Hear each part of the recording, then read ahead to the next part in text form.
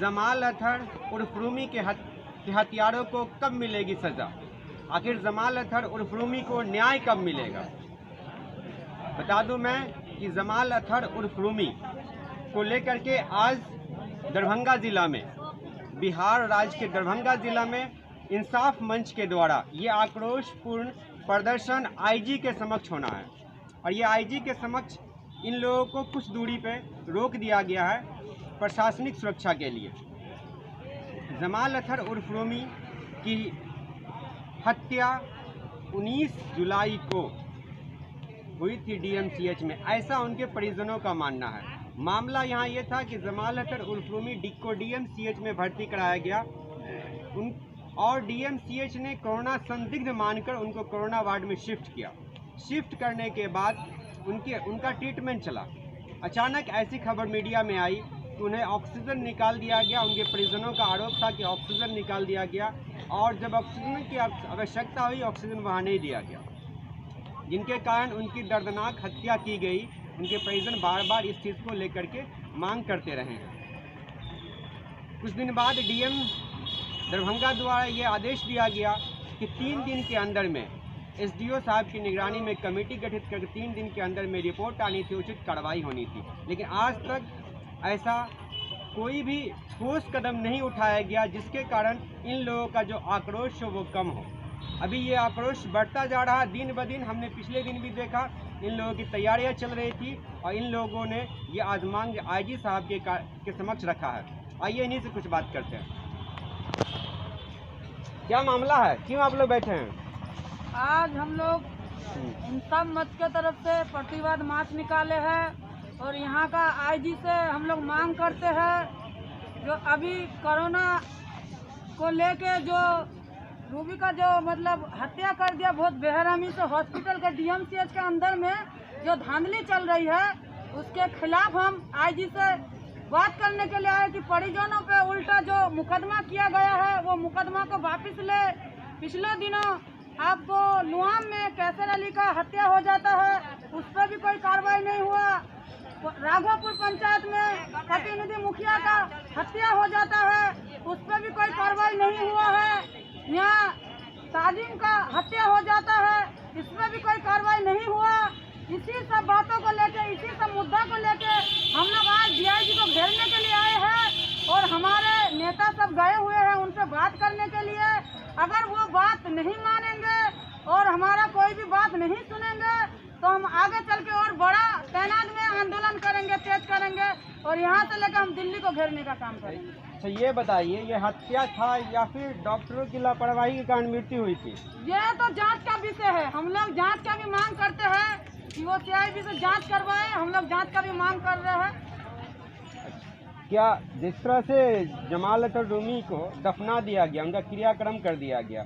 उनका क्रियाक्रम नहीं किया गया है, उनको ले जाकर मट्टी के नीचे ऐसे ही दफना दिया गया है। उसका परिजनों को लाश भी नहीं सौंपा गया है। आपका कहना उनके परिजनों को लाश नहीं सौंपा गया?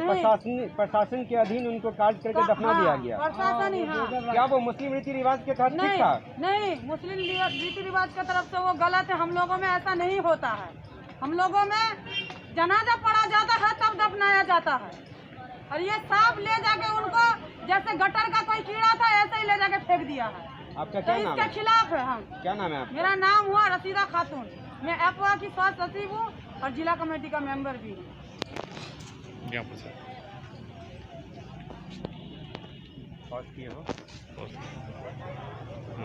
आप यहाँ आईजी के समक्ष आक्रोशपूर्ण प्रदर्शन लेकर के आए हैं, इसके पीछे मामला क्या है? देखिए, 2 रोज मात्र जिला परिषद जमाल अतहर उर्फ रूमी साहब को डीएमसीएच में भर्ती किया गया। कोरोना संदिग्ध करके उनको जिस वार्ड का उद्घाटन भी नहीं हुआ उस वार्ड में उनको शिफ्ट कर दिया गया और एकाएक गैस का पाइप छोड़ा दिया गया एक लेडी डॉक्टर के द्वारा और एक इंजेक्शन दिया गया और वो चिल्लाते हुए बाहर निकली कि कोरोना पॉजिटिव मर गया भागो भागो। और उनका परिजन जो है पूछ रहे थे कि कैसे मृत्यु हुआ। वहाँ पहले से 10-20 की संख्या में अपराधी मौजूद थे और उनके परिजनों के साथ बुरी तरह से प्रहार किए, पैर हाथ तोड़ देने का काम किए, सिंघवारा प्रखंड के उप प्रमुख एजाज अथर उर्फ बबलू साहब थे, उनके साथ भी बर्बर पिटाई की गई। पूरे बदन को लहूलुहान कर दिया गया। उनके भतीजे को हाथ तोड़ दिया गया, उनके लड़के को भी हाथ तोड़ दिया गया, उनके भांजे को पैर तोड़ दिया गया और बेरहमी से, इतना बेरहमी से पीटा गया। और प्रशासन के निगरानी में 3 बजे भोर में जैसे तैसे पूरा पैक था उनका बदन और जैसे तैसे मिट्टी में प्रशासन के दबाव में डाल दिया गया। वहाँ कोई जो है नमाज अदा नहीं की गई, जनाजा नहीं किया गया। ये बड़ी दुर्भाग्य की बात है। प्रशासन के मौजूदगी में जो हुई है ये बड़ी दर्दनाक बात है और ये आपत्तिजनक बात है।